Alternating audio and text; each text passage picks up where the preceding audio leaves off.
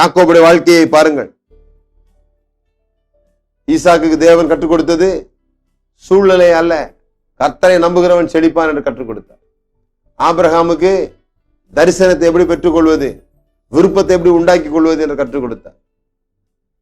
யாக்கோபுக்கு அவனுக்கு என்ன நடக்க வேண்டுமோ அதை நடந்து விட்டது போல பார், அப்பொழுது உனக்கு அதை நடந்துவிடும் என்று கற்றுக் கொடுக்கிறார். இப்படிதான் செழிக்க முடியும். இதுதான் காட்ஸ் பிரின்சிபிள், ஆவிக்குரிய விதி இதுதான். யாக்கோபுக்கு எந்த மாதிரியான ஆடு சம்பளமாக நிர்ணயிக்கப்பட்டதோ அப்படிப்பட்ட ஆடு பிறப்பது போல கனவு காண சொல்லுகிறார். உன் கண்களை ஏறெடுத்து பார் என்று சொல்லி அந்த ஆடு இப்படிதான் குட்டி போடுதுன்றத பாருன்னு சொல்றார். அவன் அந்த ஆட்டுக்குட்டி அப்படி பார்க்கும்போது அதுக்கப்புறமா அந்த ஆடு குட்டி போடுது, அதே மாதிரி குட்டி போடுது.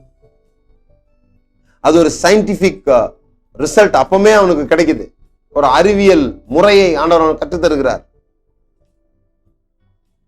ஒரு பட்டையை விரிச்சு அந்த பட்டையில ஒரு ஆடை போல படம் வரைஞ்சி எந்த ஆடு குட்டி போடுமோ அந்த ஆடுக்கு முன்பாக அந்த கட்டையை வைக்கிறான். அது தண்ணி குடிக்கும் போது வேற எங்கேயும் பார்க்காத ஆடு. அப்பதான் கவனம் செலுத்தும் அந்த படத்தின் மேல. அது படத்தின் மேல கவனம் செலுத்தும் போது இங்க யாக்கோபு அந்த ஆடு அப்படிப்பட்ட ஒரு குட்டியை போடுவது போலவே, குட்டி போடுவதற்கு முன்பாகவே இவன் அப்படியே பார்த்துட்டு இருக்கிறதுனால அதே மாதிரி சம்பளத்தை பெற்றுக் கொள்கிறான். அவனுக்கு எப்படிப்பட்ட சம்பளம் வேண்டுமோ அப்படிப்பட்ட சம்பளத்தை அவன் பெற்றுக் கொள்கிறான். உங்களுக்கு எப்படிப்பட்ட உயர்வு வேண்டும், எப்படிப்பட்ட சம்பளம் வேண்டும், எப்படிப்பட்ட சம்பாத்தியம் வேண்டும், அதையே நீங்கள் பார்க்கும் பொழுது அதை நீங்கள் பெற்றுக்கொள்ள முடியும். அப்படிதான் செழிக்க முடியும் என்று ஆண்டவர் சொல்லி தருகிறார். யோசேப்புக்கு ஆண்டவர் செழிக்க கற்றுக் கொடுத்தார் இல்லையா? அவனுக்கு ஒரு தரிசனம் இருந்தது, ஆனா ஏராளமான தடைகள் வந்தது. அன்னமரால தடை,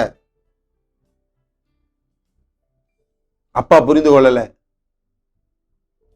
போன இடத்துல வேலை செஞ்ச இடத்துல எஜமாட்டினால பிரச்சனை, ஜெயில போட்டாங்க.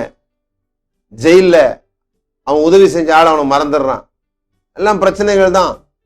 ஆனா யோசேப்பு கர்த்தரை நம்பிக்கொண்டிருந்தான். அவன் காரிய சித்தி உள்ளவனாயிருந்தான். கர்த்தர் அவனோடு கூட இருந்தார் என்று வேதம் சொல்லுது. கர்த்தர் அவனோடு கூட இருந்தார், அவன் காரிய சித்தி உள்ளவனானான். எல்லார் கண்களிலும் தயவு கிடைத்தது. ஒரே நாளில சிறைச்சாலையில் இருந்தவன் உயர்த்தப்பட்டு பிரதம மந்திரி ஆனான். யோசேப்பு தான் முதல்ல உலகத்துல பேங்க் திறந்தது. நல்ல நாட்கள்ல சேர்த்து வைக்கணும், கஷ்ட காலங்கள்ல அது செலவு பண்ணுவதற்காக என்று சொல்லி முதல்ல பேங்க் திறந்தான். கர்த்தர் அவனுக்கு அதை போதித்தார். அப்படி செஞ்சு அவன் செழிப்படைந்தான். எல்லாருடைய நிலங்களும் வயல்களும் ராஜாவுடையதாக மாறியது. இவன் சொல்லாம ஒரு கையோ ஒரு காலை யாரும் அசைக்க முடியாது.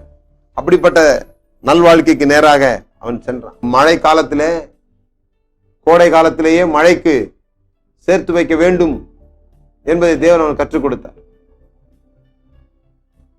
சூழ்நிலைகளை நம்பாமல் கர்த்தரை நம்ப வேண்டும் என்று ஈசா கற்றுக் கொடுத்த தேவன் யோசேப்பின் இடத்துல 7 வருஷம் நல்ல காலத்தை நான் கட்டளையிட்டு இருக்கிறேன்.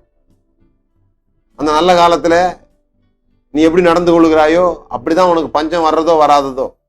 எல்லாருக்கும் பஞ்சம் வந்தது. யோசேப்பினுடைய சகோதரர்களுக்கெல்லாம் பஞ்சம் வந்தது. ஆனா யோசேப்புக்கு பஞ்சம் கிடையாது. ஏன்னா அவன் நல்ல காலத்திலே, வாழ்வு காலத்திலே அவன் சேர்த்து வைத்திருந்தான். அப்படி செழிக்க முடியும் என்று ஆண்டவர் கற்றுக் கொடுத்திருந்தார்.